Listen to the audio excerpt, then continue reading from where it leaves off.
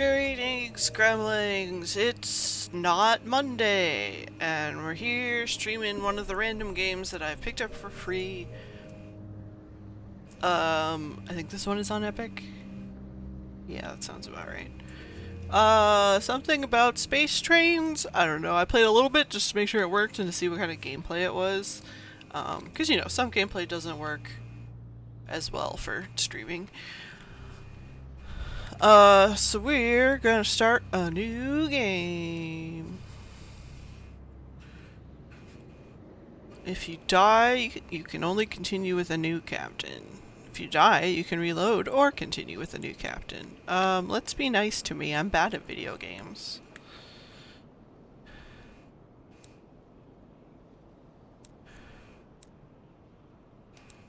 Yes, aiming assistance, please. How about enemy projectiles are slow? And supply consumption is low. That sounds good for me.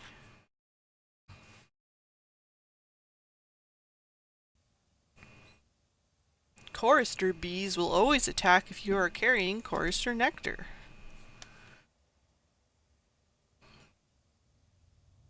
Log of Her Majesty's Locomotive the Orphean, March 14th, 1905. Our expedition to the domains of the dead has been eventful. The Orphean is damaged and in grievous need of repairs and supplies. We are returning, in haste, to the Reach, where I hope to make port at New Winchester. May God be with us, for 1,000 deaths wait in the sky. Final entry of Captain Amelia Charity Whitlock, DCM, written shortly before her death.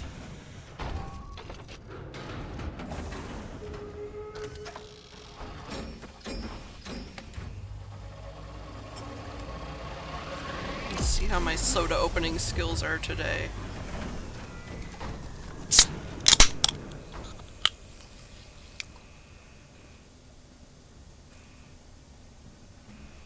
Alright. We have a thrust, we have a brake, we have a steer. Okay. Okay.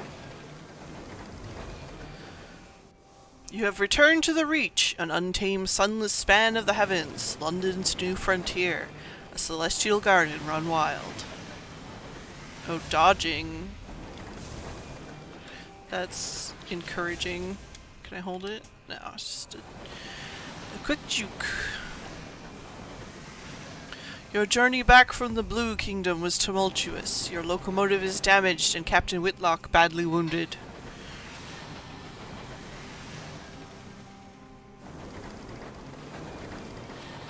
Oh, this reminds me of Affordable Space Adventures, which I need to play more of. As first officer, the crew look to you. The nearest station is New Winchester. Can you get the Orphean there safely? Oh, cruise control. Alright.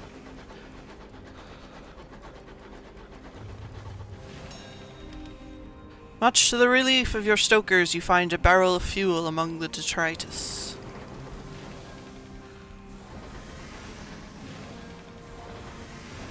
Ah, a wreck drifts here, less fortunate even than you. We should scavenge her for repairs, a crewman suggests. The wreck hangs in the sky, pocked with recent gunfire. You and the boarding party don your sky suits, garments of waxed canvas lined with felt to protect against the cold of the sky. Two of the crew are whispering as they dress. What business did Captain Whitlock have in the Blue Kingdom anyway?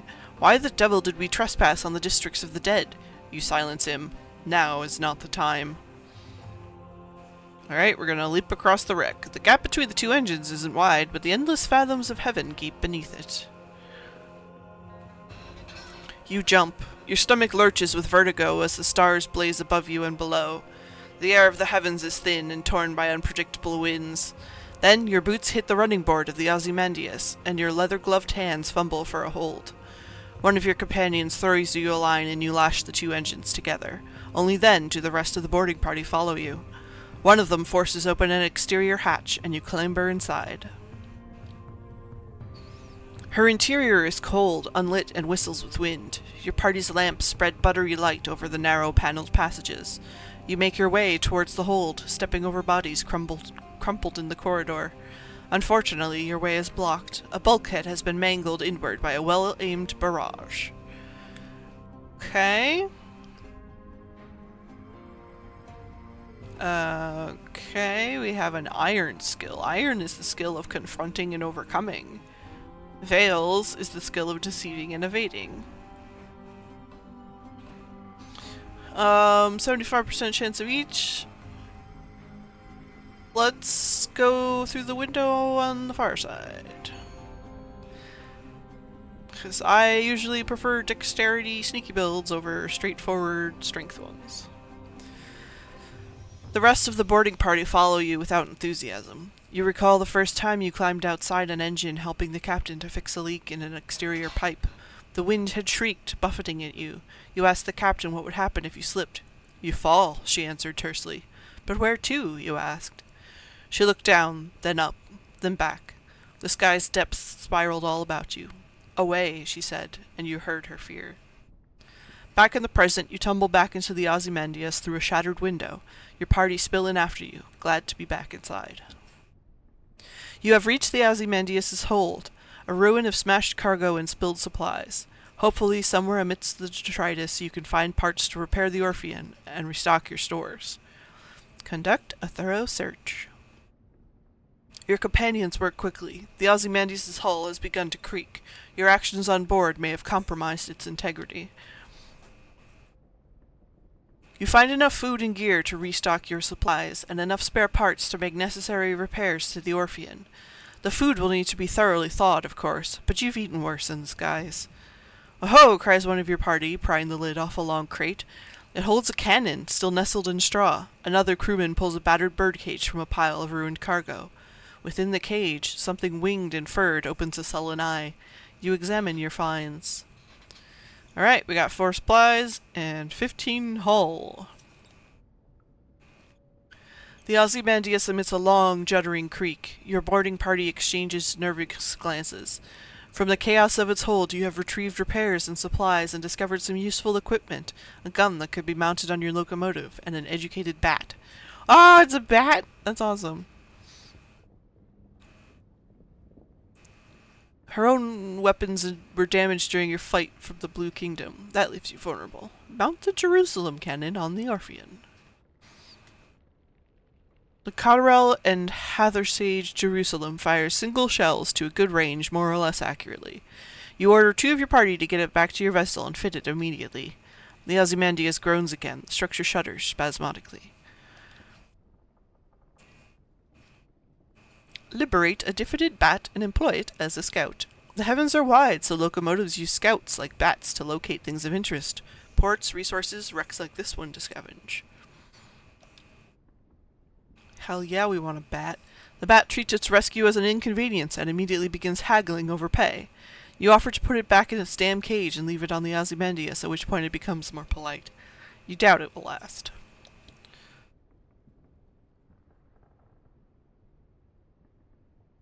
You might find more fuel there, but you'd better hurry. The Ozymandias is beginning to tear apart. This is not without risk.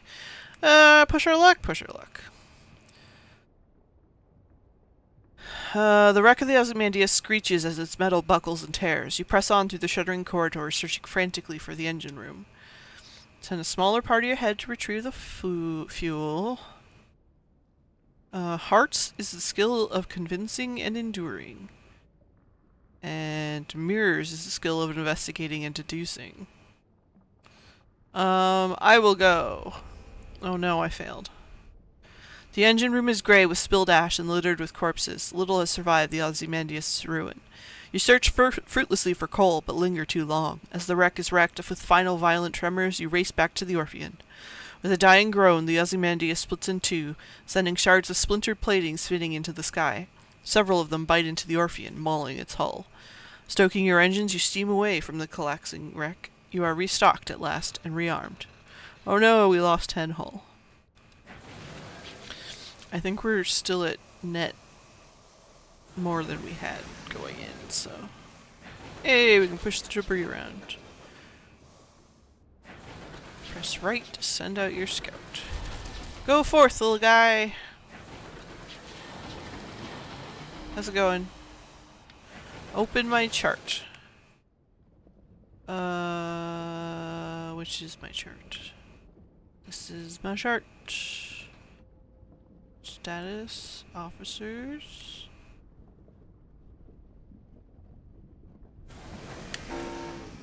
That one. I have a horn button. Oh, if you found something. A station.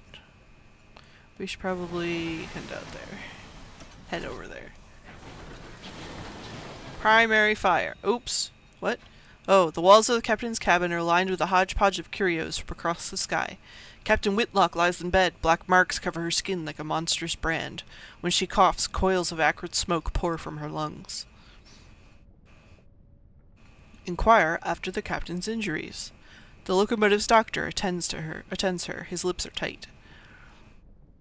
The world of living fire pursued a word of living fire pursued the Orphean across the Blue Kingdom. It caught you just before you passed through the transit relay to the Reach and set its brand upon the captain. It's burned itself right through her, the doctor whispers. When I closed the worst of her wounds, I could see the sign is seared into her bones and her organs. Judging from her symptoms, it's on the inside of her lungs, too. The captain leans to one side and vomits a plume of fire into a copper bowl. There's nothing the doctor can do. Approach the bedside. The captain opens her eyes as you draw near. She attempts to smile. Her mouth is blistered from the blue fires that dance on her tongue. Her hand grips your arms. Her skin is hot as a kettle. Made arrangements. The Orphean will be yours. Her voice is just a rasp of burned meat breath. But promise, she breaks off to scream a word in a language that was not made for human mouths. When she resumes speaking English, she is weaker, her request little more than a gasp. Promise me one last service. Promise. I promise her I will obey her last command. She sinks back, relieved. All in my will, she gasps. Be a better... She breaks off as the sigils burned into her bones flare, glowing cherry red through her flesh and skin. Better captain than I. The effort exhausts her. She sinks back into the scorched pillows in a twisting, frantic fever.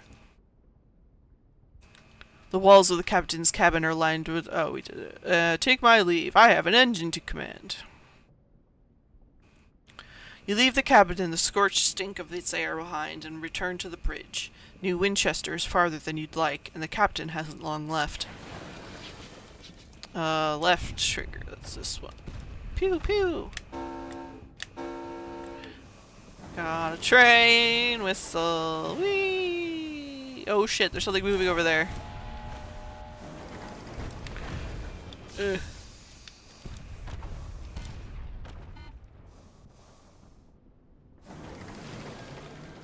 No.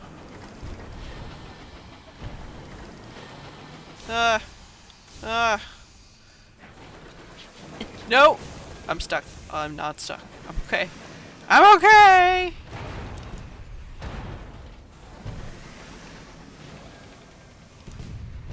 Space combat, that's not the way I wanted to move. It's okay. It's okay. Oh god, there's another one. Loot it. You were prepared to board the buckled wreckage, poised to plunder the plunderers. Behind you, someone is humming a song of victory. Strip it for repairs. Or search it for stuff. I'm gonna search it for stuff. Ill-gotten gains. Your boarding party returns with wallets and watches, cufflinks, lockets, and keepsakes. You store them in the safe, to be pawned when, if, you make it back to port. I now have 29 sovereigns.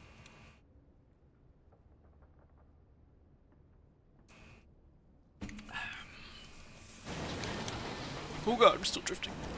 Wait, there was another one. I saw it. I saw the... Yes.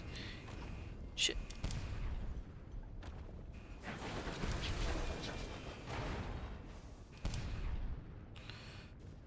See you hiding.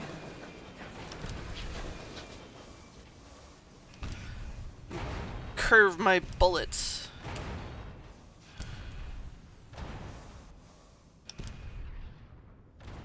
Because they have auto-targeting. Yes. Give me your goodies. I'll strip this one for repairs. Your engineers scour the remains of the Marauder for intact parts. Even before its defeat, it was rusting and rickety, its plating a patchwork of reclaimed steel and repurposed bronze wood, but enough can be salvaged to repair some of the damage to your own locomotive. Alright, so looking down at my bars, it looks like the top one is fuel, the white one is supplies, and the green one is hull health? I've got 8 out of 10 crew. And 6 out of 12 treasures. Good chugga chugga. Bancroft's Forum. Alright, yeah, I want to go up that way.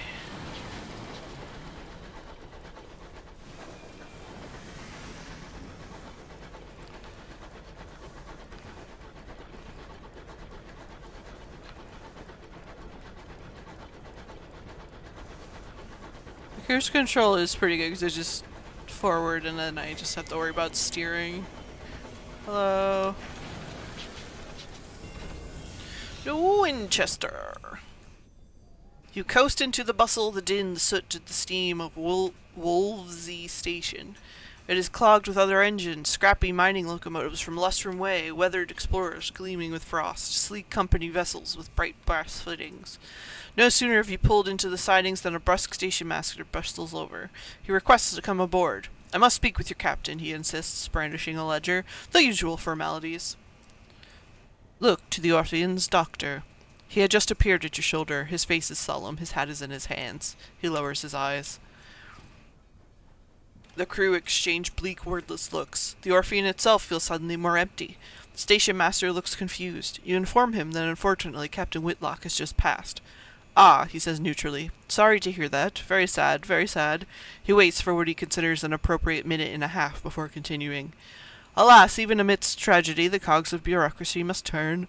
If Captain Whitlock is deceased, the station authority require their answers from the first officer. He dons a set of spectacles and locates his pen. It will be relatively painless. Name, background, purpose of his visit, etc. Shall we begin? Oh, I get to make me. Today, London lies between the stars. Her new empire unfolds across the heavens. But 10 years ago, before the northern gate was opened, before the renewed empress let her people into the skies, it lay in a vast cavern far beneath the earth. Deep, dark, marvelous. Who were you, then? Street urchin. No parents, no laws, no masters, but also no roof over your head, no money, and often no dinner. Freedom comes at a price. You will begin with high veils, the skill of evading and deceiving. A soldier. Yours was not to reason why. Yours was but to do and die. You will begin with high iron, the skill of confronting and overcoming. A poet. The pen, the ink, the blank, monstrous page. You will begin with high hearts, the skill of convincing and enduring. An academic. A student of the sciences, the arts of philosophy. You'll begin with high mirrors, the skill of investigating and deducing. Ah, that sounds most like me. You were an academic. Perhaps you were educated at one of the esteemed colleges of Benthik or Somerset. Perhaps you taught yourself through trial and error and grit. But what was your field of study?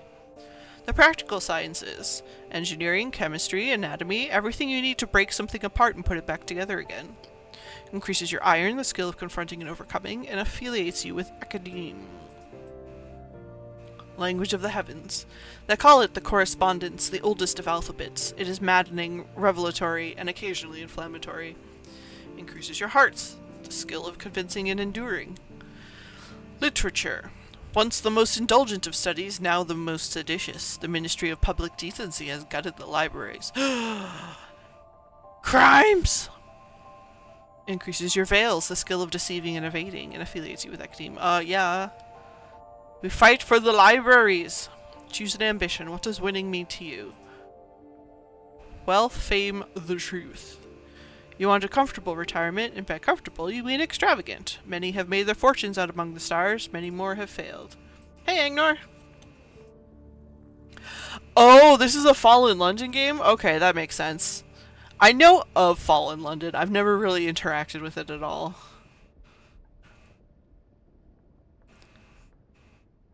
To win, gather a substantial retirement fund, acquire lodgings at a hub port, and retire. Fame. You will immortalize your exploits in the song of the sky. For centuries, people have launched themselves into the unknown in the hope of making a name for themselves. You're sure you'll succeed. After all, you never heard of anyone who didn't.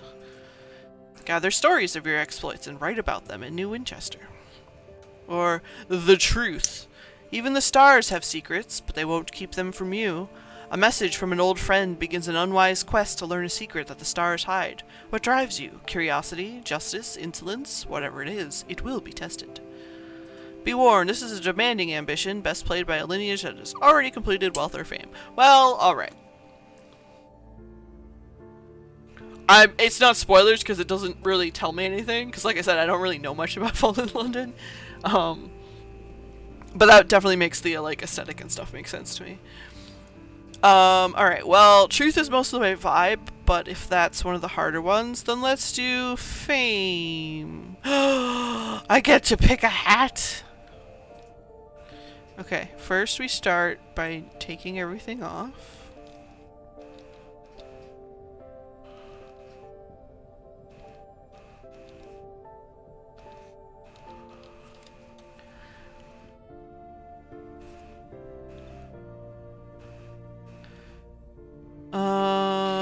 Alright, well, outfit-wise, we got, oh yeah, big coat with big collar.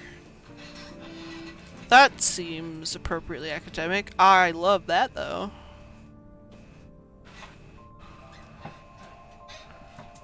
Fancy colors. No, I think I'm gonna go with this one. Kind of nose do I want?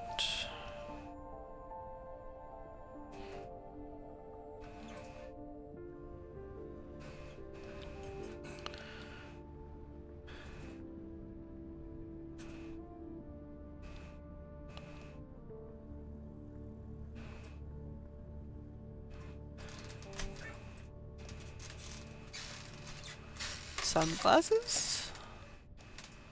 Monocle. Nope, that's a monocle. Spectacles. Yeah, that's fine. Hair. What hair do I want?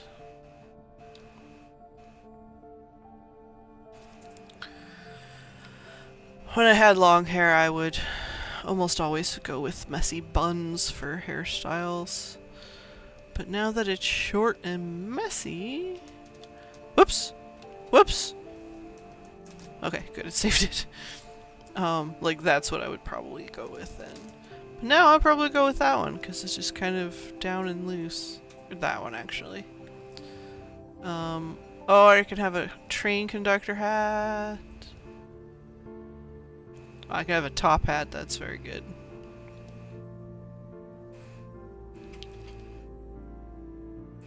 I do want a top hat.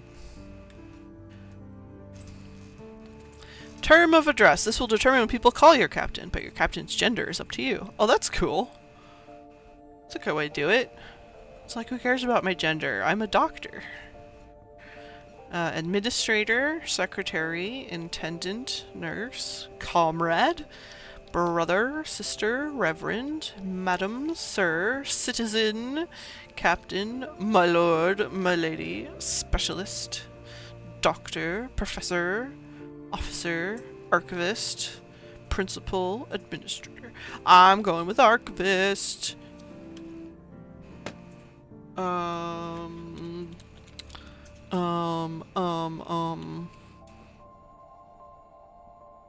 I mean, Joe is too short and not Victorian enough. I'm gonna be Jolene.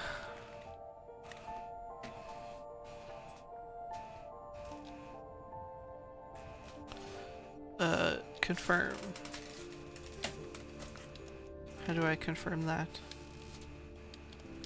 Yes. Yes. I have to enter. Yes, I have to enter.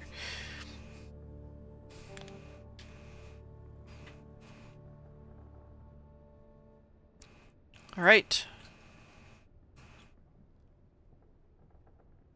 So I've got a lot of the investigative skill, some of the sneaky skill, and then normal, convincing, and forceful skill. Alright, let's start. The reading of the will. 3 weeks have passed. This morning, Captain Whitlock received a simple memorial service. Her body was consigned to a necropolis train bound for the serene mausoleum. Now you sit with a handful of her relatives in the threadbare offices of her solicitors. A methodical notary is reading the will. The captain was wealthy once, but squandered her capital on mysterious expenses before her expedition to the Blue Kingdom. The captain's relatives, from whom she was mostly estranged, are clearly wondering why you are here.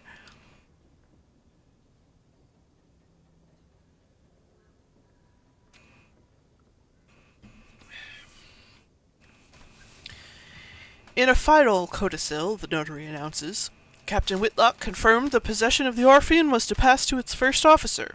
He peers at you with dry grey eyes. This includes a certain black box contained in the Orphean's hold. Captain Whitlock's final request was that, at a time of your choosing, you transport said box to an address in London. He hands you an address card. And deposit it there. You are not to look inside. She gave no explanation. And that's it. You're captain now. The Orphean is yours. Okay, so we have a mystery black box. We got 100 sovereigns. Alright, clamoring central station of New Winchester. Place of steam and smut and thundering iron. Here you can find people willing to pay for a skilled captain's services. Thundering Iron is my porn name.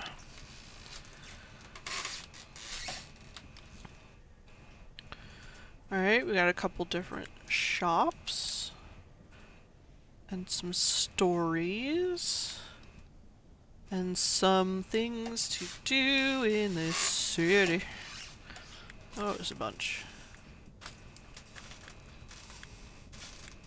Okay, we can explore the city. We have recruit the incautious driver. I specialize in test driving, but I'm looking for something quieter. An opportunity with the fastidious inspector. I don't want to investigate the black box. She died from some horrible curse thing, so I'm just gonna do what she wants and deliver it and not touch it any more than I have to. Follow my ambition, song of the sky. Repair my locomotive. Hire on crew.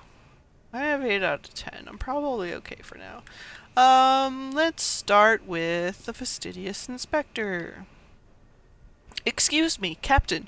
A woman pushes through the crowds toward you. She is short and square-shouldered, in a neat black suit and polished shoes. She shows you the case of her pocket watch. It is embossed with the crown and hourglass of London's horological office, the body responsible for ensuring time is consistent across the empire. I'm hoping to book passage to Port Prosper, she says, slipping the watch away. I can, of course, pay. Sure, I don't know where that is. Why not? Thank you. The locomotive I was on broke down following a boiler rupture. The chief engineer's fault, I suspect. A gentleman fonder of brandy than of diligence. Here, an initial sum to seal our bargain. Prosper lies to the west-southwest of New Winchester. Note that there is such a thing as north-southeast or indeed west out here. Instead... Not that there is such a thing as north, south, east, or indeed west out here. Instead, London cartographers picked 4 of the brighter, more reliable stars visible from the Empress's new palace and named them north, east, south, and west. Londoners value familiarity. Cool. Alright, so we got another person. West, south, west, so that's like 8 o'clock.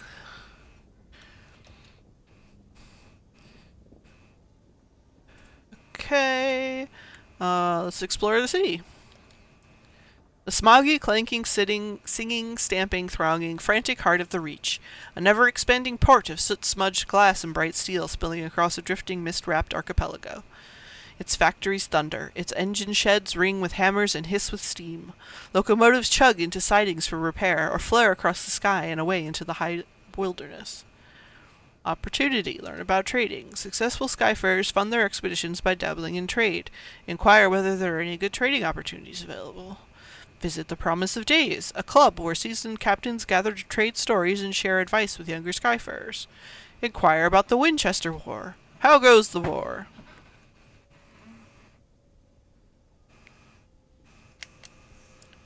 Before you leave New Winchester, it may be prudent to buy more supplies. Buy them at Victoria Market. Okay. How goes the war? The slow-burning war for the Reach forms the backdrop to daily life in New Winchester. Citizens wishing to keep up with developments in the war turn to the New Gazette. It is famously the only newspaper worth reading in New Winchester, as well as the only paper that hasn't bankrupted itself. Its quality speaks for itself. Ah, check my reputation with the faction.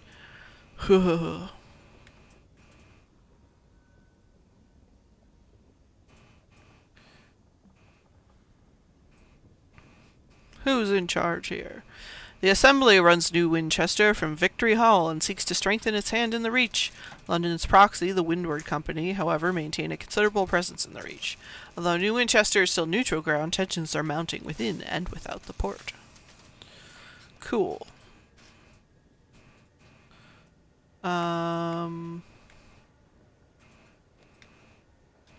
Let's check out some shops. Got the Engine Yard, Victoria Market, Abraham's Engineering, and the Bazaar.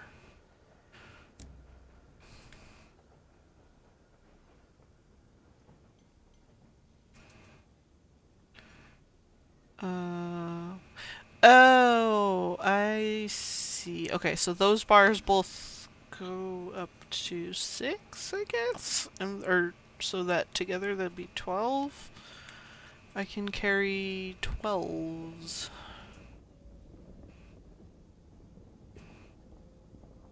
Sure.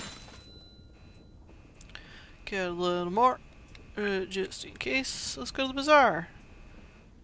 Locomotive captains gather at the bazaar to trade goods and information. Here you can acquire prospects, opportunities to sell a good at a distant port for an excellent price. Accept a prospect to claim it, source the goods, and deliver them.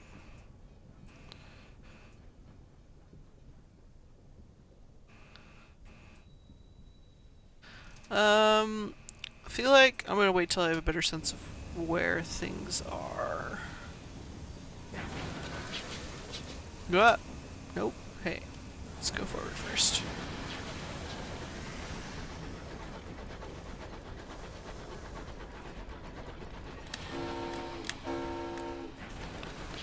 Choo choo.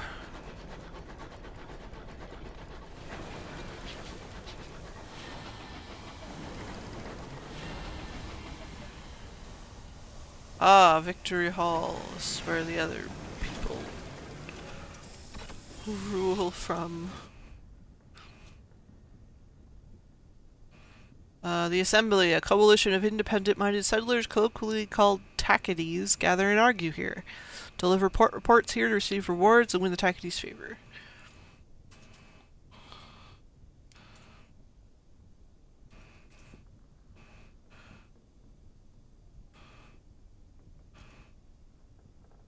Surrender my contraband? Never!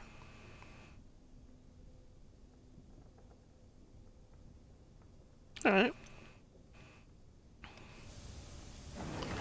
Find port reports and bring them in.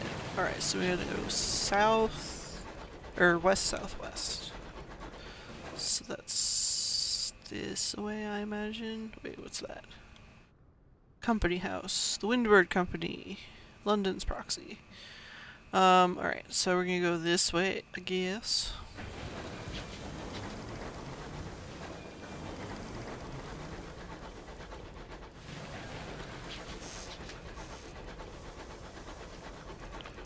Also, I have a bat I can send out. Hello? Are you a lighthouse? Are you friendly?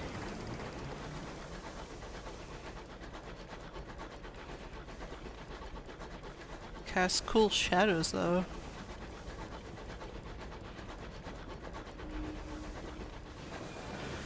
March 20th. Wispy condensation trails across the sky, the ghosts of passing trains.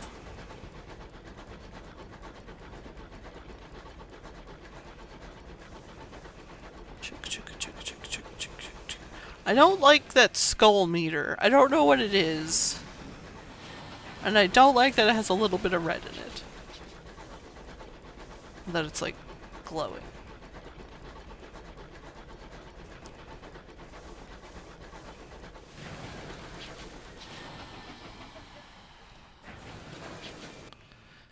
Alright.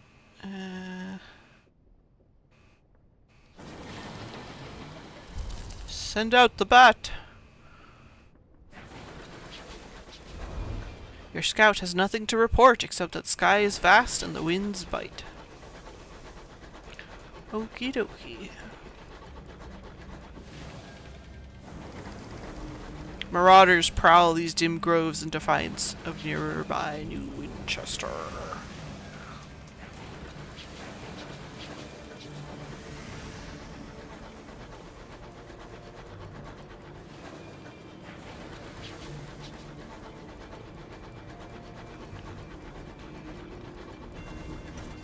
Havenwood. Hello? Okay, I can't interact. I guess these are like checkpoints or something? Refuel and refill.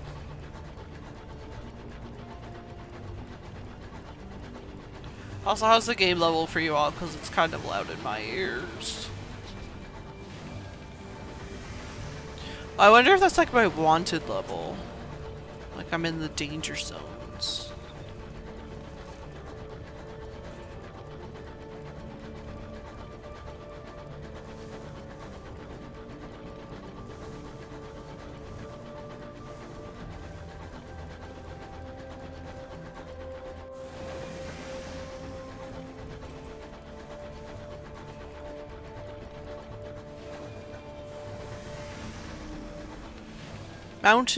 Mountainous rocks, cloud and jackets of frost rise about you. The passes are perilous.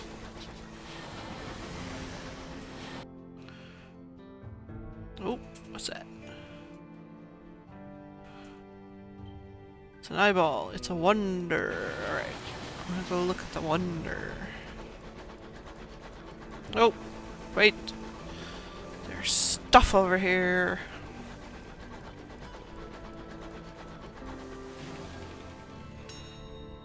The fastidious inspector approaches you in the galley. Captain, good day. I notice your ship's clock has stopped. Perhaps you'd permit me to repair it. She has a little case of tools and a hopeful expression. Sure. She gives a grateful flicker of a smile and sets to work. Soon she has the back off the clock and has spread tiny cogs across the galley table.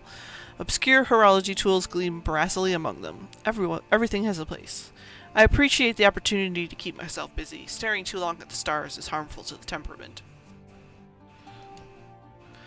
The fastidious inspector has a round face, brown eyes, and short dark hair. She gives the impression of being perpetually busy.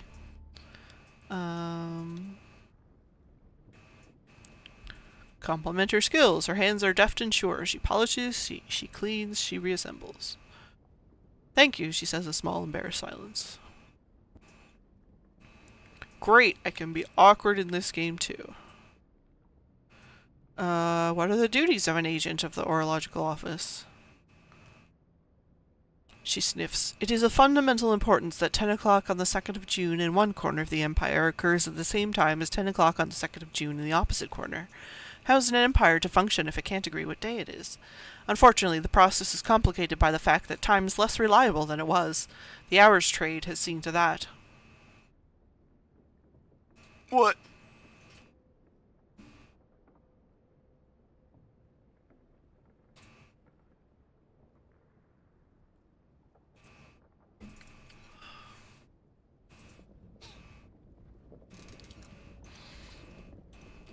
You've heard the Empress awards her favorites with gifts of years to extend their lives, and that you can become rich mining for hours to satisfy London's hunger for them.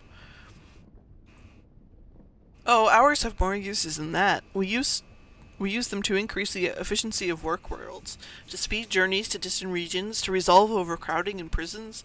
It does make my life more difficult when time knots and stretches like wool on the loom. More difficult, but more vital. Her Majesty seized a great trove of them when she assumed the throne of ours, and now even more have been found in the Reach. Miners dig them from the ground. She looks momentarily wistful. I hope some day to retire with a modest pension of years myself, to prolong the better part of my retirement.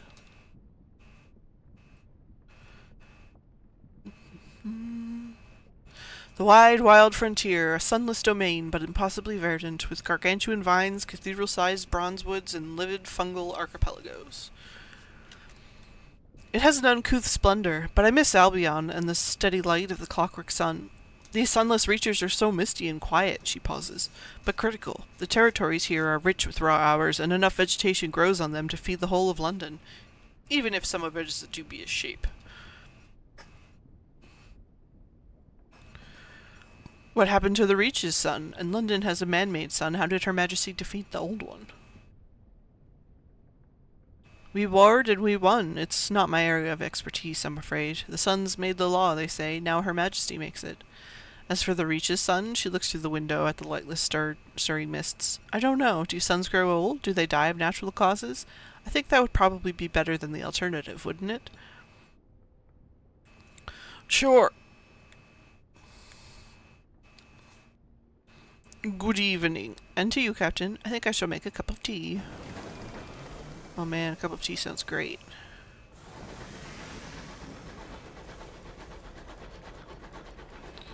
Let's chug back down here to see whatever that wonder was on my map.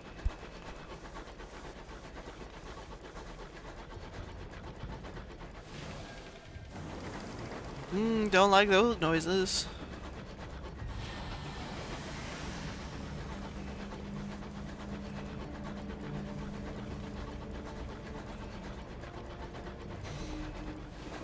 You have found and benefited from a wonder. Ah!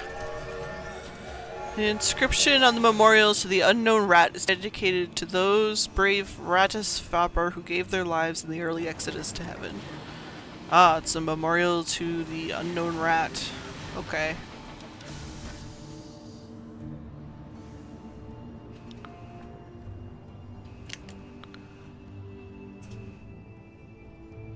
Oh, I have experience. Okay, so...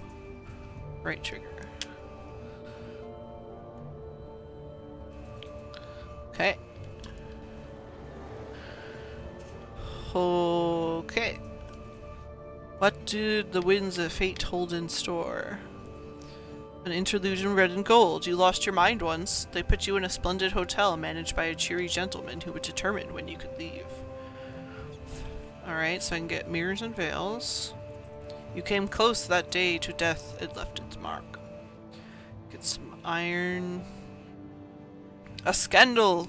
You were the gossip of London salons and the target of blistering editorials in the Gazette. Mad, they said. Bad, they said. Dangerous to know. A masterpiece. You would not let your education go to waste. You poured years of sleepless nights, setbacks, and research into one great work. They called you brilliant, eccentric, and obsessive. Get mirrors and iron veils and some stuff that I don't know what it means. A spell in prison. The judge, stony face, condemned you to New Newgate, the stalactite prison of old London. Get veils and hearts. Well, I have the most mirrors right now, and I have secondary, I have veils. So I should probably increase one of these. Let's do a scandal.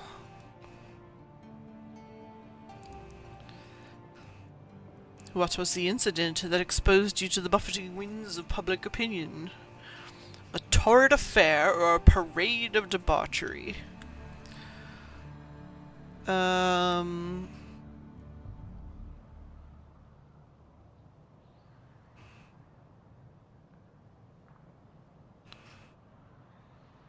A torrid affair.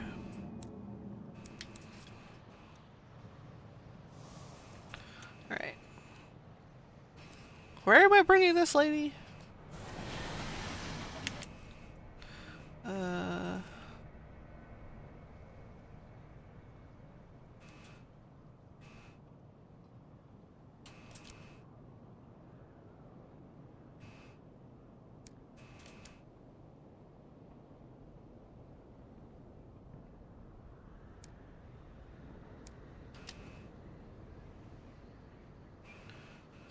Where am I going? You are escorted to Port Prosper.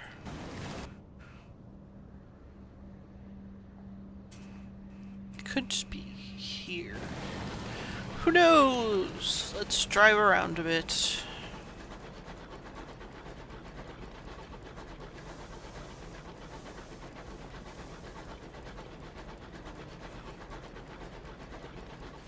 The inscription on the memorial to the unknown rashes did. Oh, I read that already.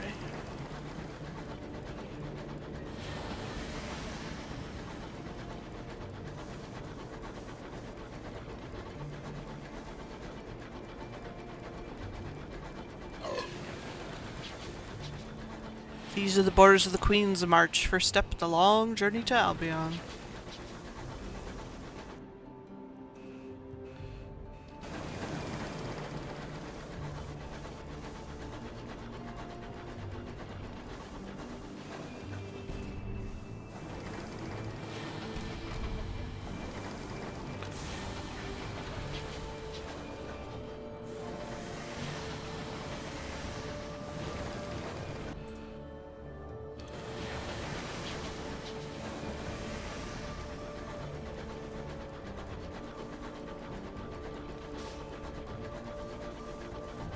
Chugga chugga chugga chugga chugga chugga chugga chugga choo choo.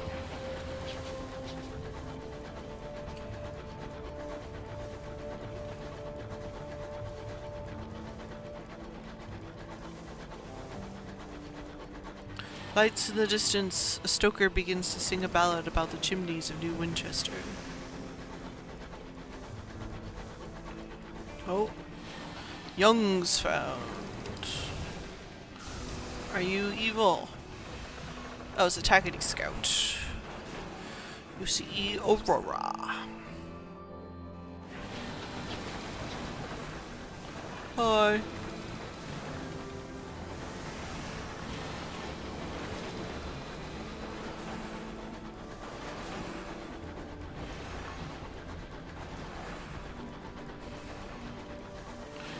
Got some gardens.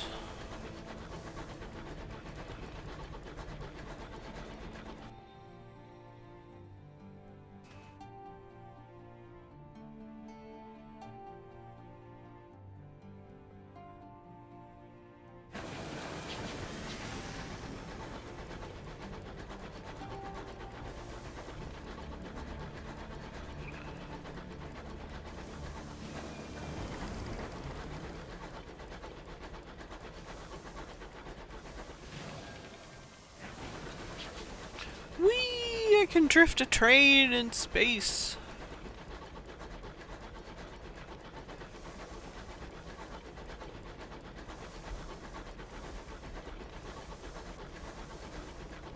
A distant clamour of engine yards, an accretion of smog on the windows.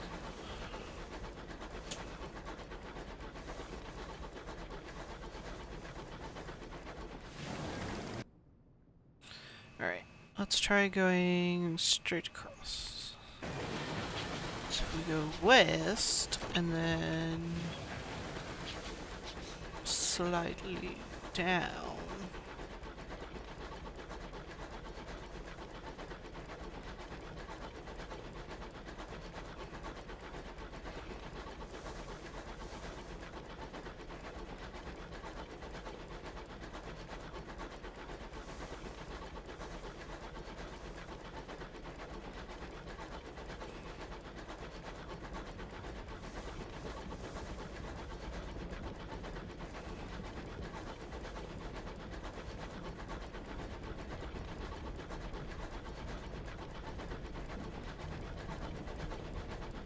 The sky closes its cold jaws about you, water freezes in the pipes. Engineers scurry to and fro with boiling kettles.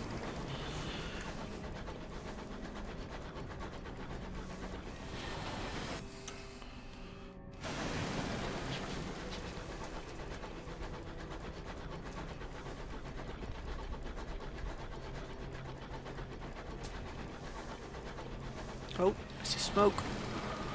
Who goes there? Oh, you look like another one of those scout ships.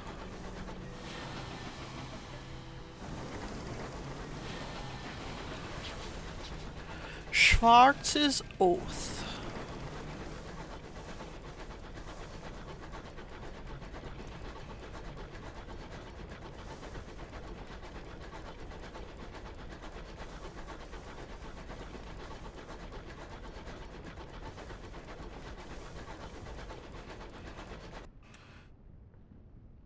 Okay, we're back here. I guess let's keep going west.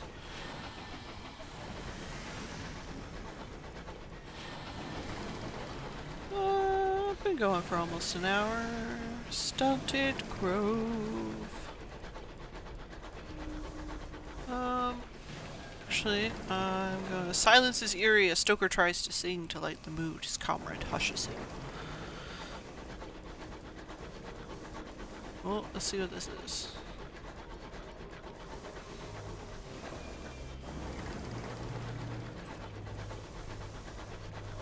Oh, it's got a dock. That's a good sign.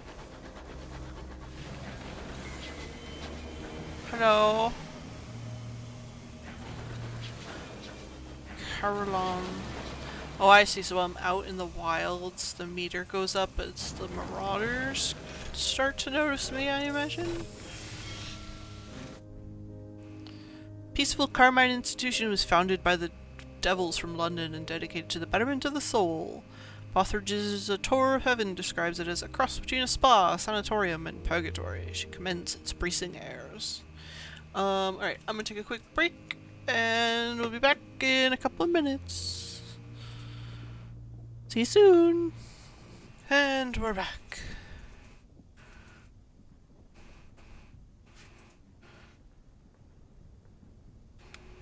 Let's travel around.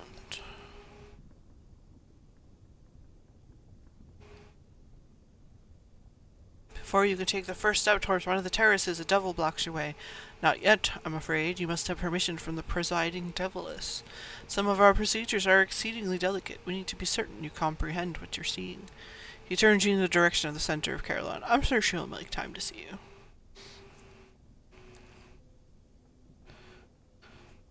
Oh, heck yeah, let's write a port report. You take some notes on a pilgrim's journey through Caroline. The first port of call is the beehive-shaped office in the center, or more accurately, the long queue leading into it. From there, the infernal attendants direct them to one of Caroline's 7 gardens to undergo penances. They certainly look penitent by the time they emerge. Presumably their souls are much improved. Not that you can tell.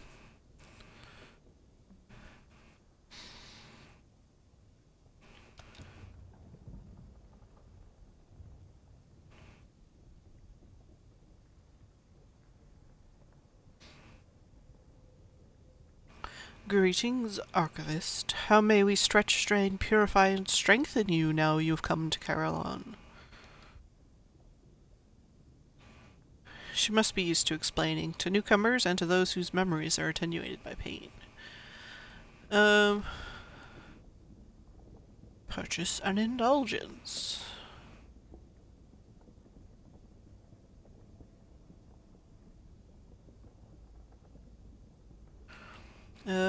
What's up with this place?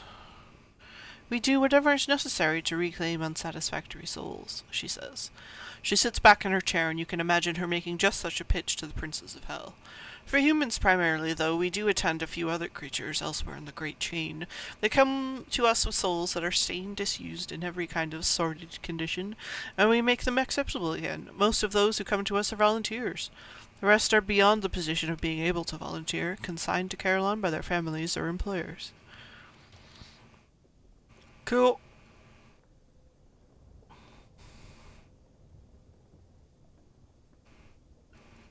And after a stay at Caroline, what then? Most people go home, she says. Some find that they are weary of their souls and pass them on to us. We operate on that slender profit and on what we can get from donations or from sales of penance and forgiveness. She looks at the blank page before her. But what about you? You look sturdy enough to make full use of our services. Are you afraid of needles? What is your view of worms? Which do you fear more, venoms or poisons? She takes down a page or two on all your least favorite things.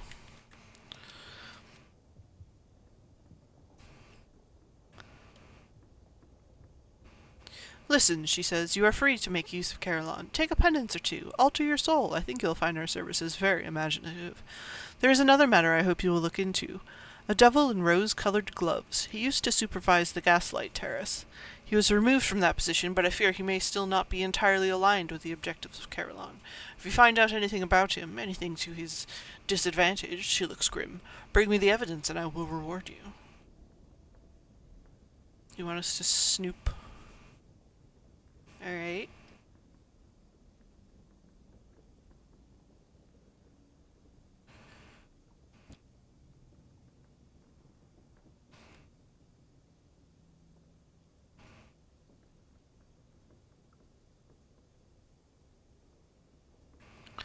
Are the red ones I can't? Oh, yeah, I can't do.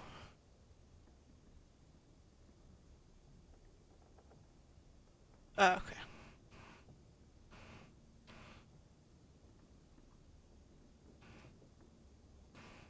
Alright.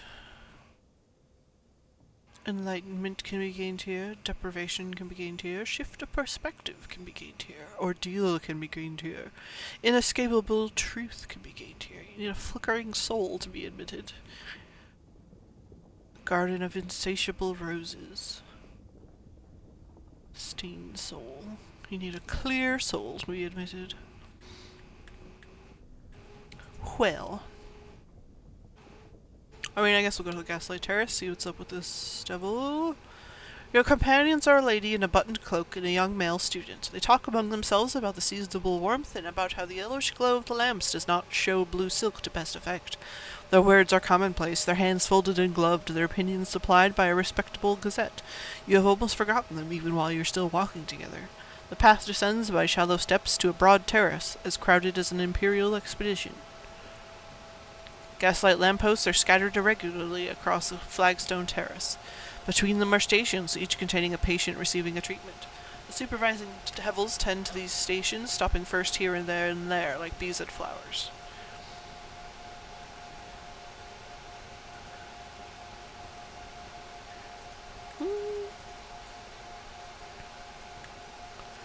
Approach the spineless curate. He sits in stocks, attended on by a devilish orderly.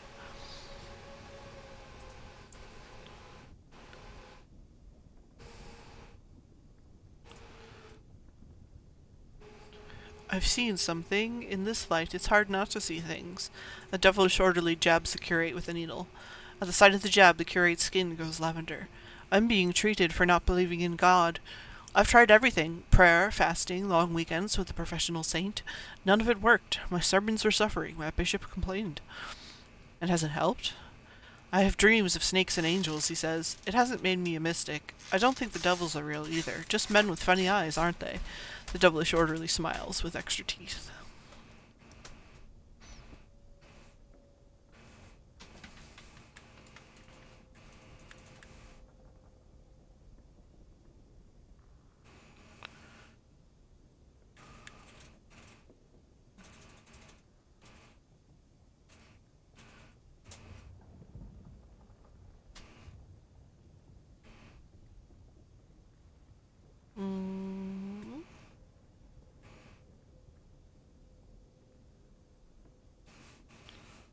Put your foot on the first step and the devil blocks you. Those who enter the Bell Garden must be in proper state of hygiene, Archivist, he says. Wouldn't want to make things worse for the poor sufferers. He washes his hands in the fountain. Stopping you must have been grubby work. You have been turned away for impurity. I am screenshotting that.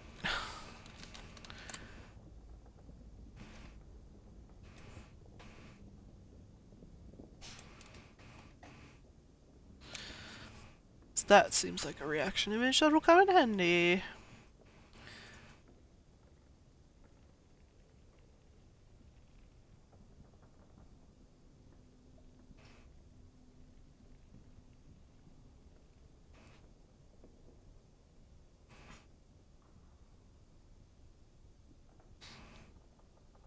Oh, I thought that was a different person. Never mind.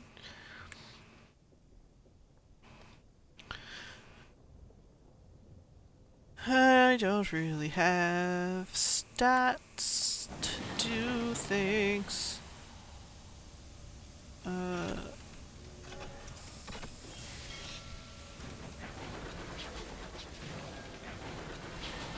Significantly reduced my terror. Okay, so that's what that is.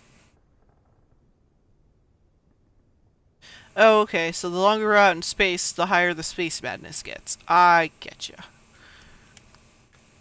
Alright, we have... First officer, quartermaster, signaler, chief engineer, and a mascot.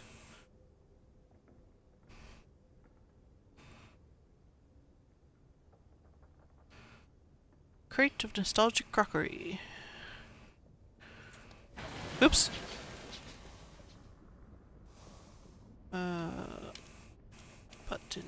Buttons. Nope, that's... Sorry, these buttons are not intuitive.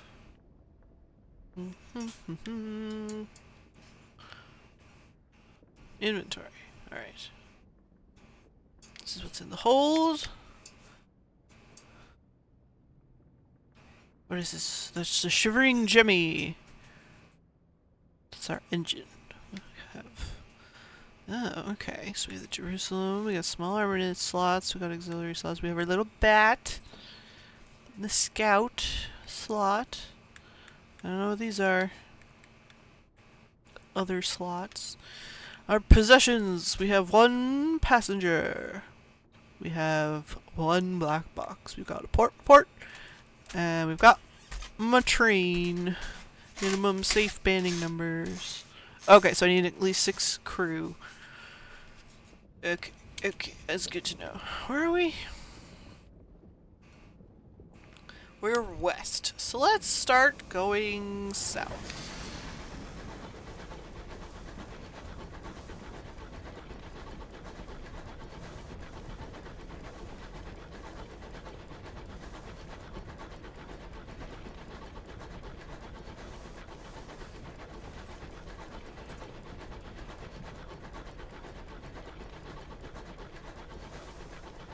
I do like this icy space zone.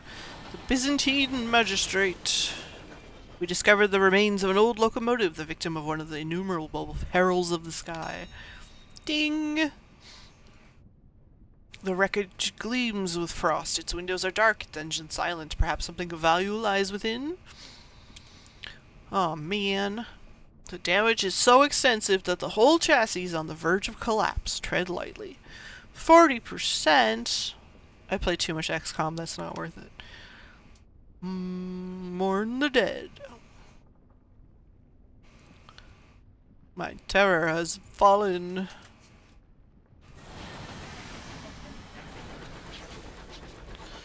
I'll be back for you.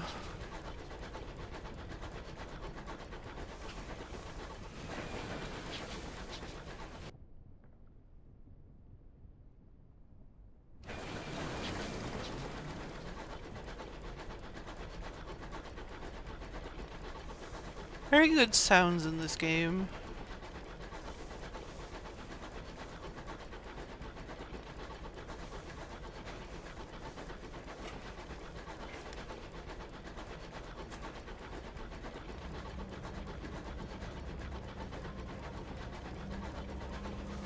Hi, are you a friend? Enduring Dreadnought.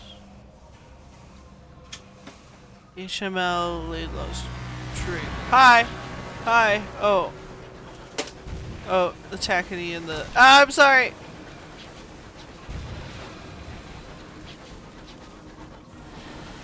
They're fighting each other, I'm not getting involved.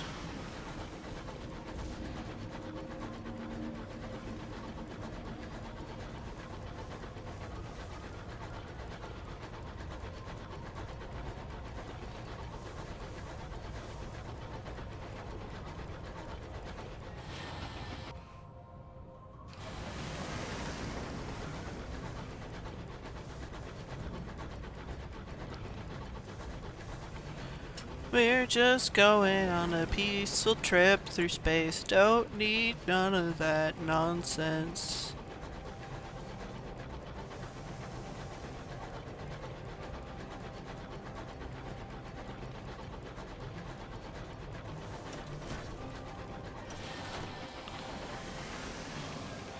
Should probably start swinging back. I've only got one more fuel unit left after this one.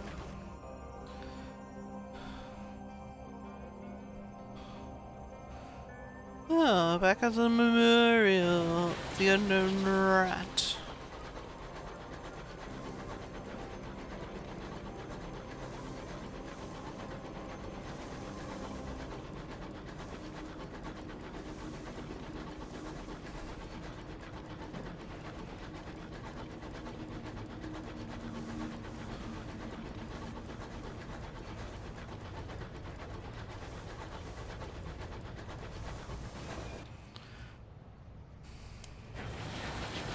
Ooh, I think, or we can hit Havenwood.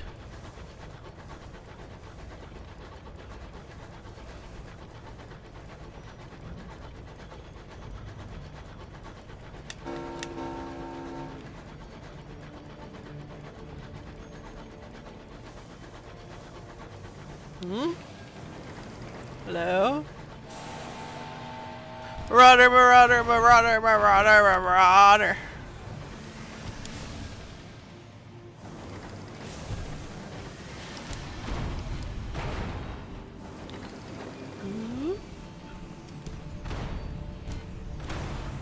Oh, I did it! Defeated you. To the victor goes spoils. The crew of the Marauder lie dead in the corridor, killed not by your guns, but knives and small arms fire. The only survivor is the captain, locked in the brig with a bottle of brandy. Chalk eyes stare back from every wall. When he ran out of chalk, he began scraping them in with his fingernails. Little remains of them but bloodied stumps. Seen this before, Captain, said a crew member, grasping your arm. Sky madness. Magdalenes can treat it if you can be bothered to take the poor sod.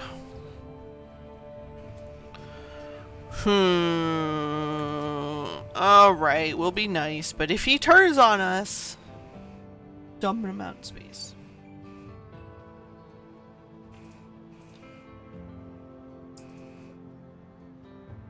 The crew wrap up the sky-maddened captain in blankets and secure them tightly with belts. It takes 4 to transport him safely to your locomotive. You might not be happy we're staying, but it should keep him from harm until you get him to Magdalene's. Magdalene's lies to the south-southwest of New Winchester. Captain secured, you have a moment to see whether there's anything worth on his locomotive before abandoning it to the wilderness. I have a tale of terror.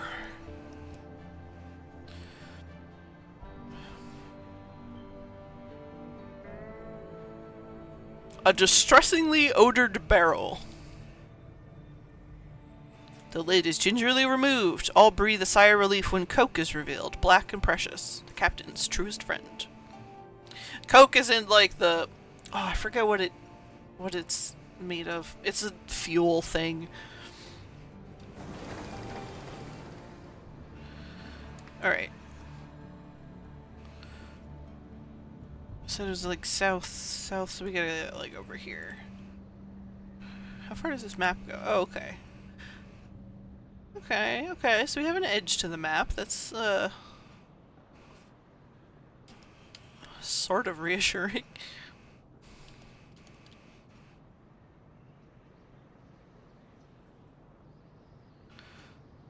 Alright. So if we bump upward a little bit, I think we can restock in Havenwood.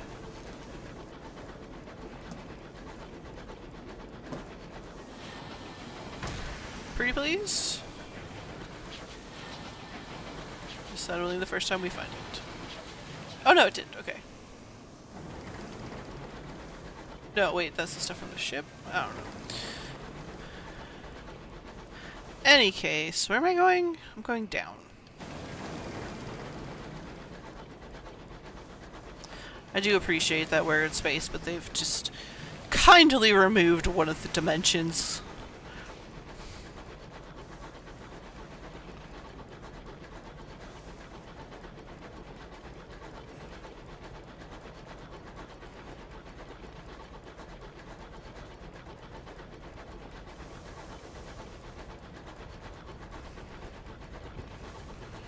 Hello? Barcelar's Folly. It's a mouth. What's a mouth mean? Something to crave. Well, that could be anything.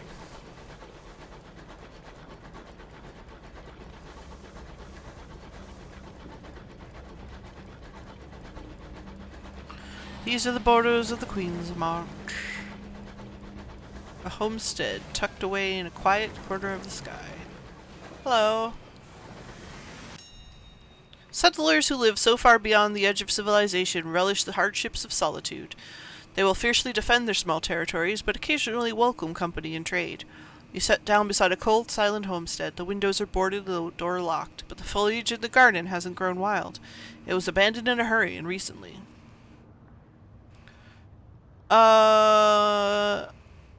50% chance. Sure, why not? Oh, I failed. The house is empty except for a stinking corpse laid out on the kitchen table.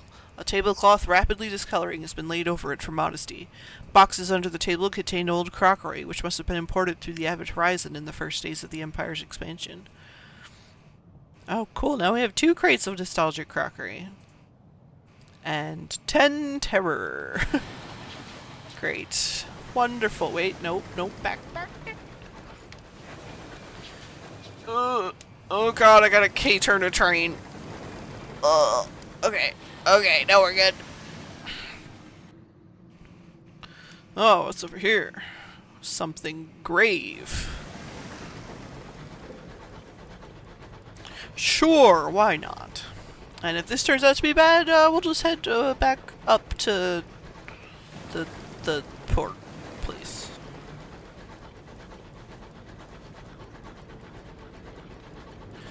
The Tana Chuk. Ding! The wreck gleams with frost. Its windows are dark, its engine silent perceptibly. Let's strip her for repairs. Hooray! Ah! Hello. You've got red. You're a marauder. Whee! Can't wait till I get something that shoots sideways.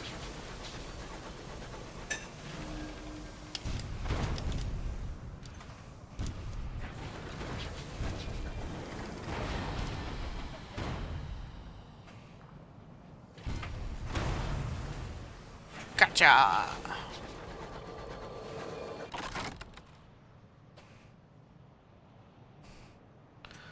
Raid the safe. Explore the captain's cabin.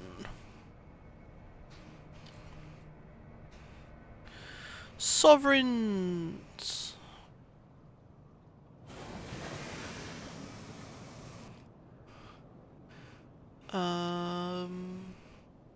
Yeah, let's head up to New Winchester.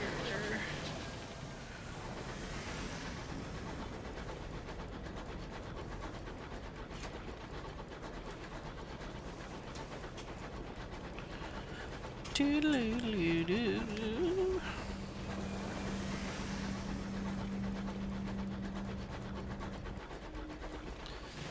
The clamor of New Winchester can be heard on the wind, familiar as a disagreeable uncle.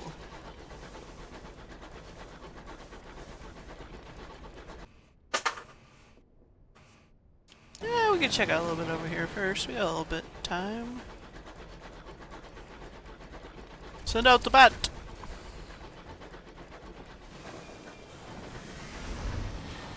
Nothing!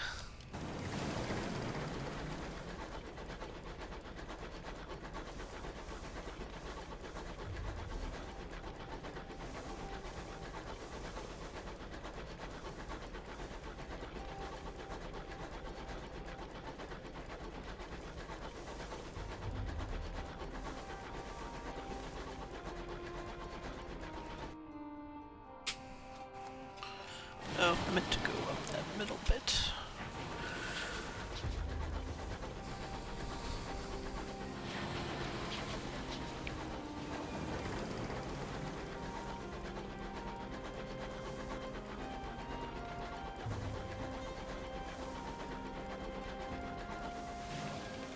This is a tunnel, isn't it? Right? A bridge? Yes, okay. Scamps Narrow.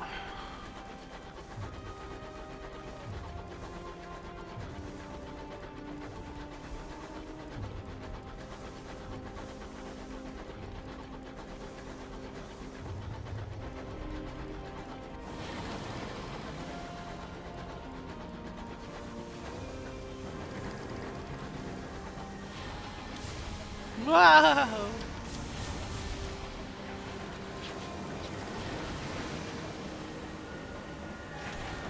Perfect.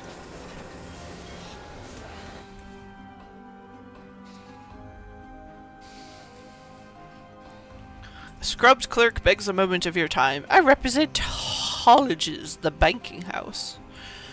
I promise this will take only a moment of your unquestionably valuable time. He produces a folded contract with a flourish.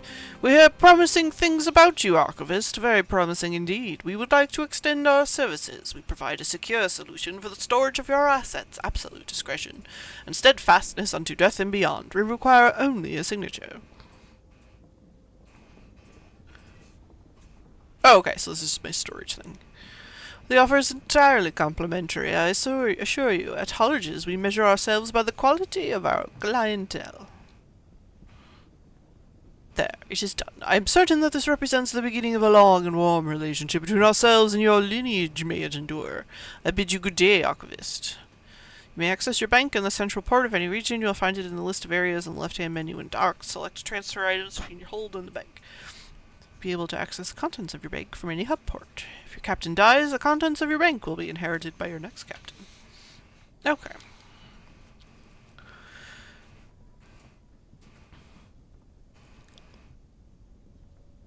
A navigator.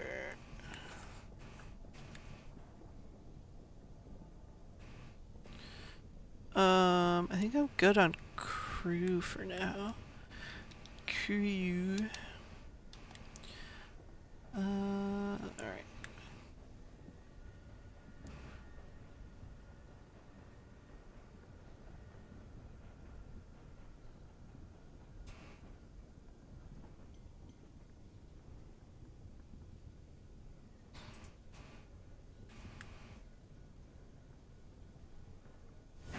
Ah! Keep doing that. This button. This button. Abrams Engineering. Locomotive plating, improvements, and refurbishment. Estimable choice. Ooh. Can get another gun.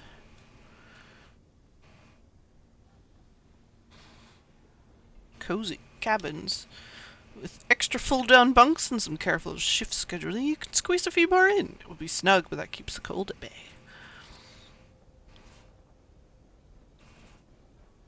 +4 quarters. Bronzewood shielding. Ah, I can mine. Canning station.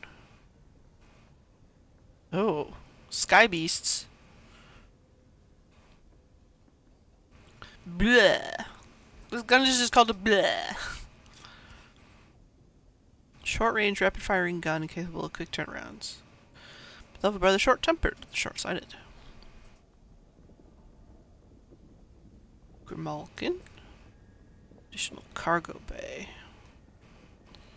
Cramped quarters. Sensible plumbing. Regular hot and cold running water. Pipes that don't groan much. Oh, heaven, lavatories that flush.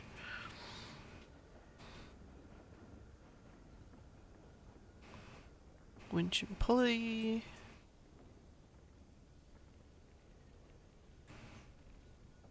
Sneeze lurker. Oh, I could drop mines. Lubricant, a solid workhouse of an engine.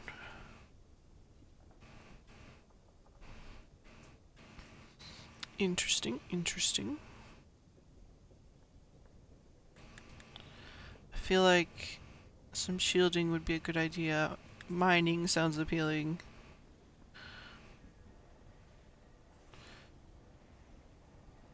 I see, and then the slot is the... Alright.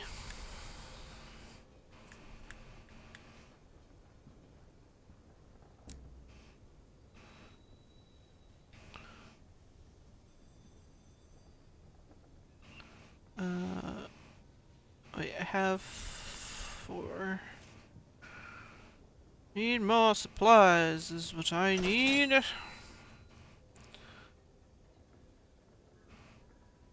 Settle some of your cargo. Ooh. Notorious graveyard for unloved or blasted out of the sky engines. Occasionally there are gems among the scrap. I could just buy a whole new train?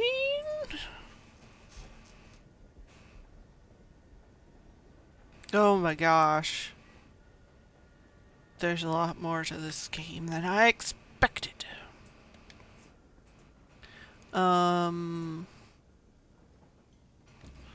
Let's put the crate of nostalgic crockery in storage, because I don't think I'll be needing it.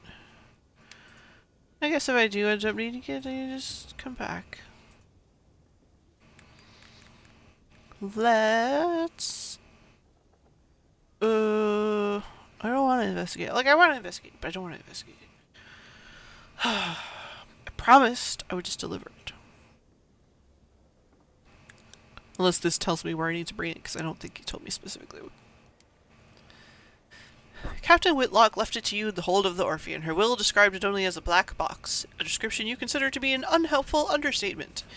It is a casket of black basalt, longer than you are tall, unadorned, with a single small recess that contains a keyhole. The thing must weigh most of a ton. It stands upright in a corner of the hold where the crew have pushed it out of the way.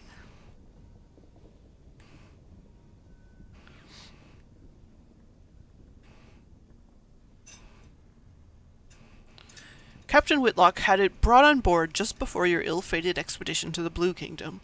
It was empty then, you know, because you saw the lid and the box carried on board separately and assembled in the hold. It's not empty now. It is sealed, and even heavier than before.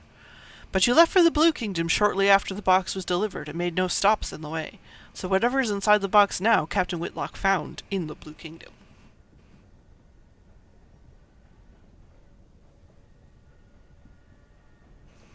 There are no carvings or inscriptions on it. The join where the lid meets the body is too thin to admit even a knife blade. There are no holes by which light or air might find their way in.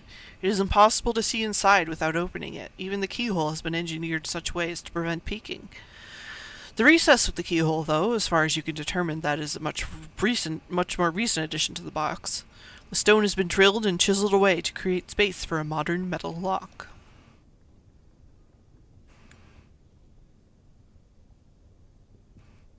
I'm not gonna sell it.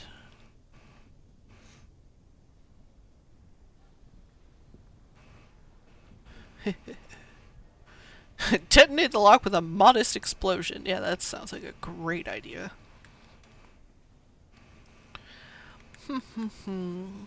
Let's see what this is about. Ponder my ambition. You take advantage of a quiet moment to pull out your journal. The blank page sits before you, smug and unblemished. The horror. At last, inspiration strikes. You need fresh material. That's the ticket. Go out and explore the high wilderness. Gather sky stories and tales of terror to begin the Song of the Sky. Okay.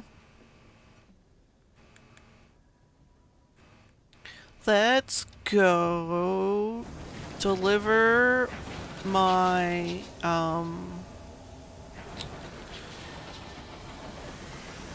my port report.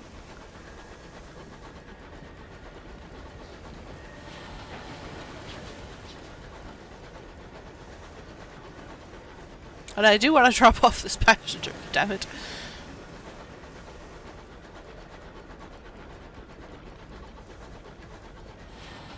Blue Kingdom Transit really. Ooh. Ah! Nope. Oh, nope. Nope. We're good. We're good. We're good.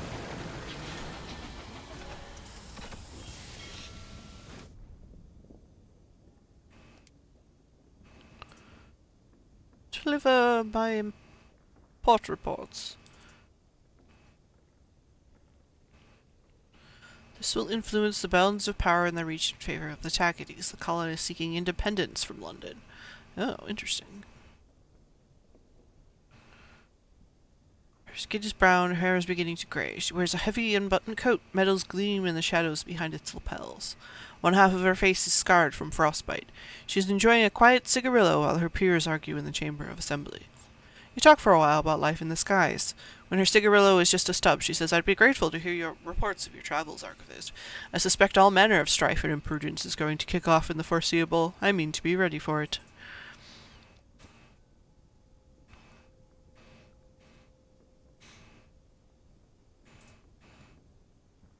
Alright, and then I can use favor with them to get some things. Alright. I mean, the group sticking it to the man, that's who I'm gonna go with. Who are we kidding? Ooh, money.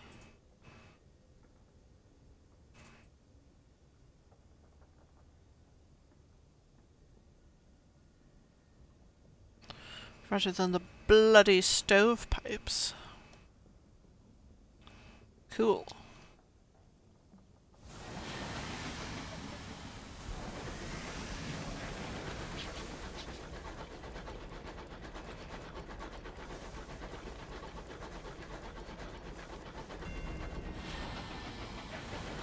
Company house.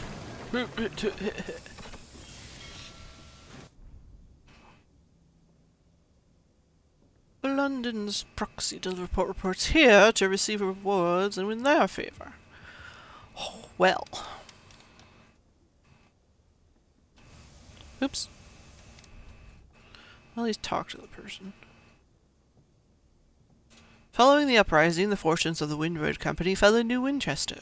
Now their modest offices occupy an ex-tinning factory in the murkier recesses of town. It continues to smell faintly of beans. Chat with the prudent secretary. The foyer bristles with stovepipe hats. The prudent secretary pushes between them, narrow and unsmiling, with a blousy shirt and black trousers. Hello. The secretary's gender is the subject of some debate in the company canteen. The secretary's prudence, however, is not. Both these facts provide the secretary with a great degree of satisfaction. I would be interested to receive reports on events in other ports, however small. The company has expansive interests. One never knows what might be important.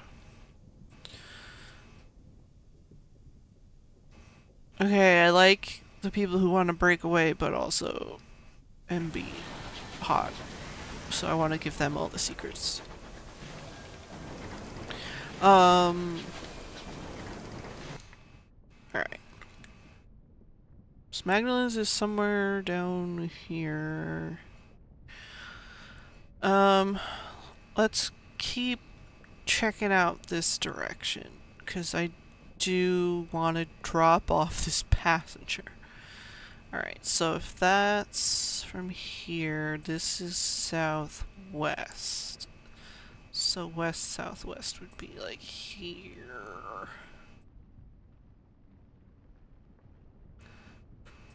So maybe over here, or up here.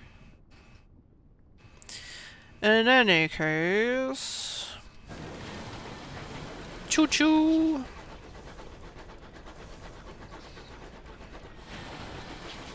My goal is to drop off this passenger before I hit the street.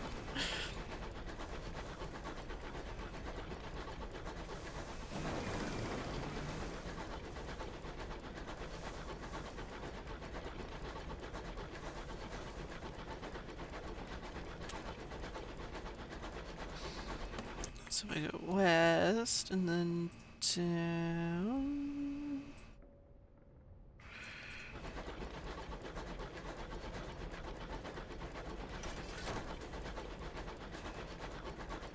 Ooh, what's that?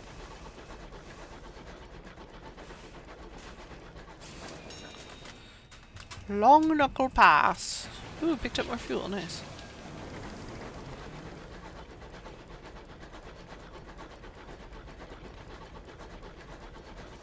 Nope, nope, nope.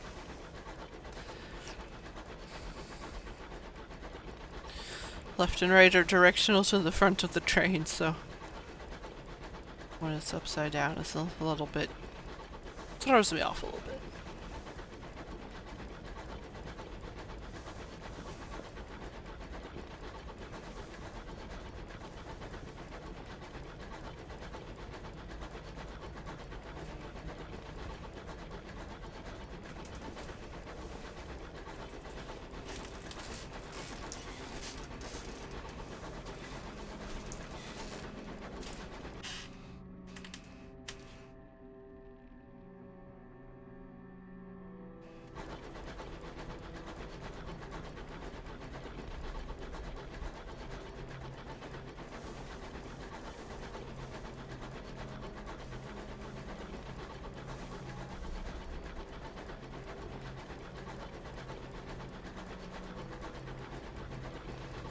These are really beautiful vistas, too.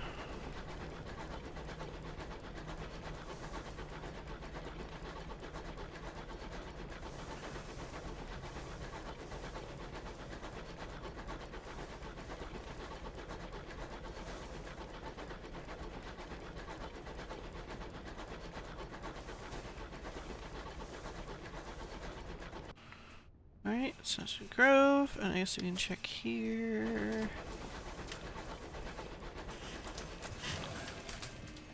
What? Oh. I accidentally turned off cruise control and scared the shit out of myself.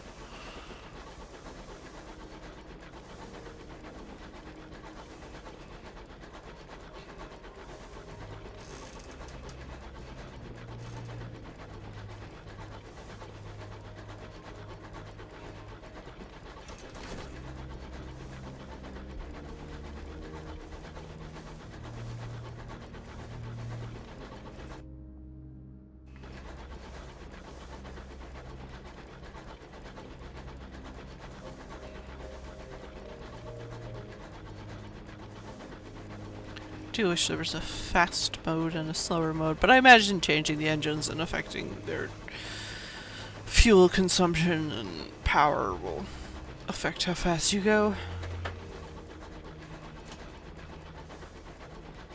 An animal! Cantankerous. I have a feeling that means it doesn't like me. Oh, no, it doesn't.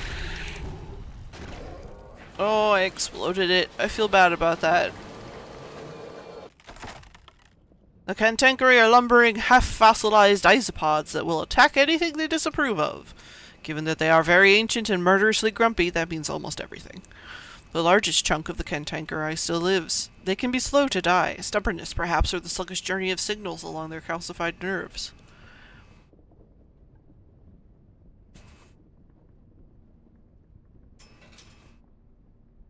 I have no canning equipment.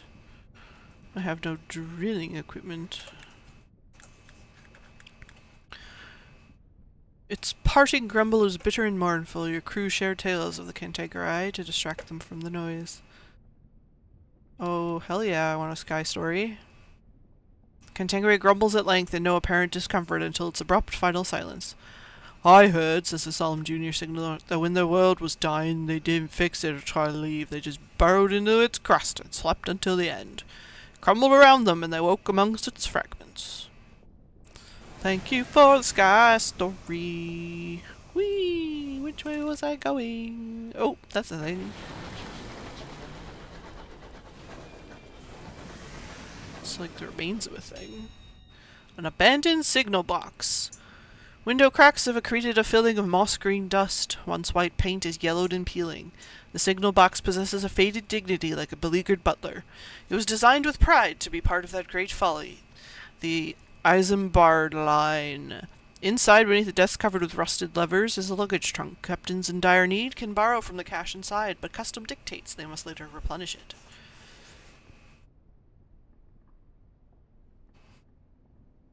Let's read who's been recent. The handwriting is poor, but legible. Captain Gardner withdrew from the cache, citing desperate measures. There's a column for miscellaneous notes. The captain details various damages done to their engine and the causes. Hull, aggrieved Cantankerous. Backplate, bad launch off Port Prosper. Front plate, bad landing on Port Prosper. Hull again, Jones. A change in personnel gives the captain optimism for the next leg of the journey. Hooray, Sky Stories.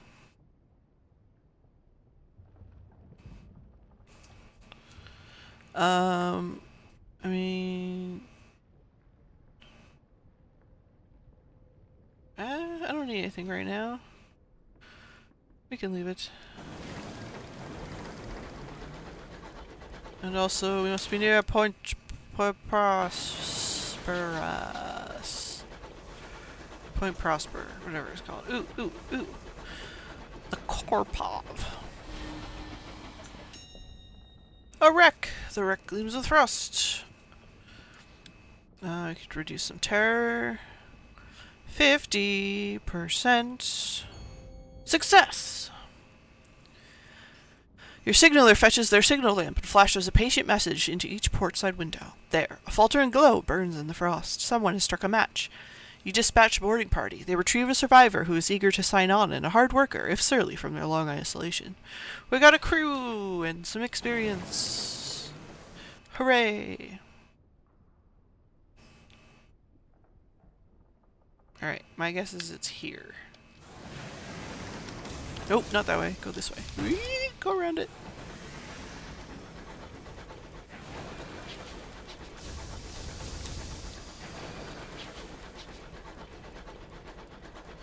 It's probably for the best that holding the juke button doesn't just continuously juke. Because I would absolutely, like, overcorrect and slam into everything.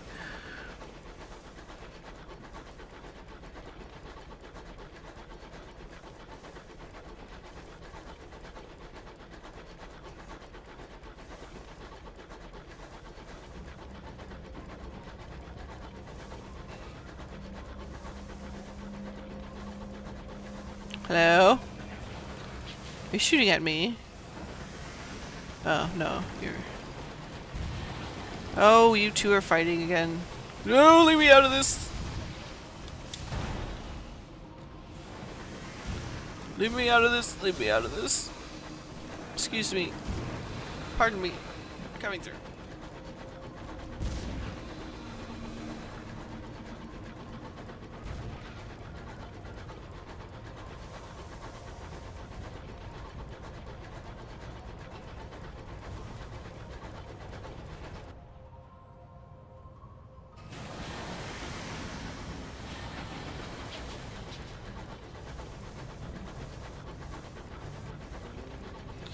Alright, edge of the map. Nothing really right here.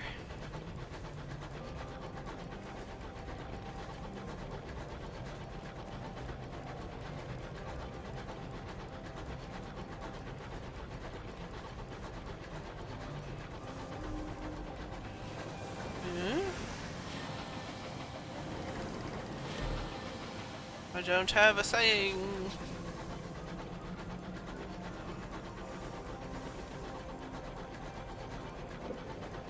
There's another signal beacon. Is it attached to a settlement?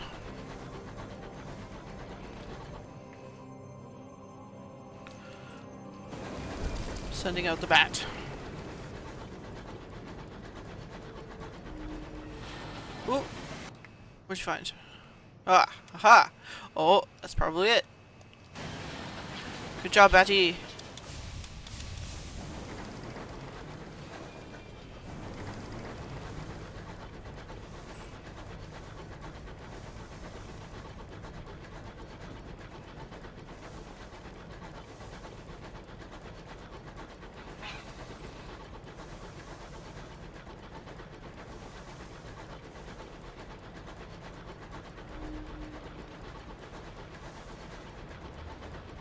Close to the Isambard line. Time is devious. Hello? Yes! Port Prosper! Alright. Oh, I leveled up. An argument breaks out between two crewmen. One owes the other money but cannot repay it. Unfortunately, the debt was sworn on the name of the burrow below, a roving god of the deep skies and a keeper of compacts. The burrower has a low opinion of oathbreakers. Your crew mutter darkly. They fear that this will bring them bad luck.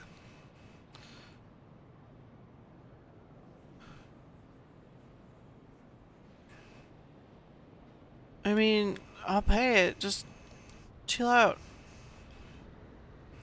One of your crew, tattooed with dragons, acts as an occasional mediator with the burrower.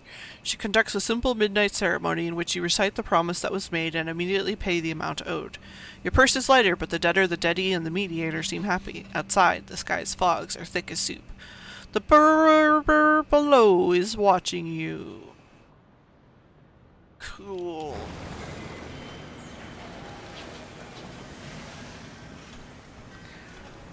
Well, let's drop off this passenger. Queen's Cross Station. Deliver the inspector. She disembarks with her bag in hand and peers up at a clock tower that is being raised above the station. It is tangled with scaffolding and rings with the sound of hammers and the cries of workmen. Ensure you have 6 spaces in your hold before accepting. Well, not quite yet. Get back on the ship. You again. Incognito princess. Cool. Nielsen's Emporium. Barrel of unseasoned hours. Some fuel, some supplies. Let's sell a fuel. Since we're gonna get some stuff from being... from this. Thank you, Captain. Here is the balance of our agreement, and as promised, a requisition order for fuel and supplies. She casts another glance at the incomplete clock tower. Given the apparent state of construction, I'd recommend you visit the work site. There may be an opportunity there. And thank you for the pleasant conversation, Captain. The sky can be a lonely place. You enlivened it. I have included a small additional sum in your remuneration as a token of my gratitude. Aw, yeah. They had planned to call it the Albert Clock in memory of the departed prince consort, but there's a way to go yet. The roof isn't finished, and the clock neither ticks nor bongs. You can see the fastidious inspector up among the workings with a spanner and a can of oil, showing the workmen how it's done.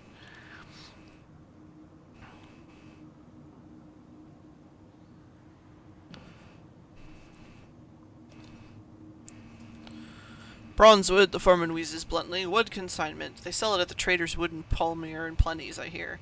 And a gourd of course or nectar, too. This bunch of work-shy ingrates need constant shouting at, and my voice is giving up the ghost. Some nectar should have me bellowing again like a champion. Carillon's your best bet there, or Titania, the flower town. We'll pay, like... okay. Alright. Time to go.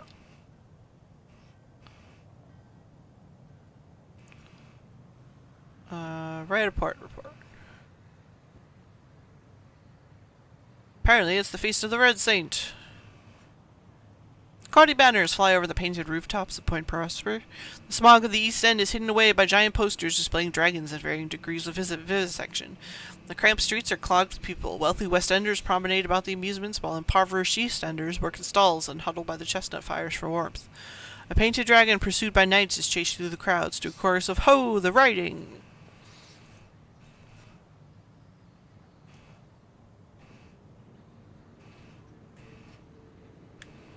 Fraternize. No, I'm gonna mingle with the Eastenders. Oi! A wide-eyed Eastender elbows his comrade somewhere under his jacket. Who's all this, then? A crowd gathers from out of the shadows. You are subjected to a number of looks that, if not quite filthy, are at least grubby. Eventually the huddle disperses. The first Eastender extends a thin hand, lined and worn. It's a good sign you wanted to talk to us. You spend the afternoon watching vaudeville players satirize the Red Saint and his dragon in an out-of-the-way tent, followed by a hearty supper of roast chestnuts and almost palatable ale down by the station. You are tolerated by the impoverished East Enders. Protesters roar outside the gates of the Fulbright factory. The Admiral Nelson has invested in iron doors.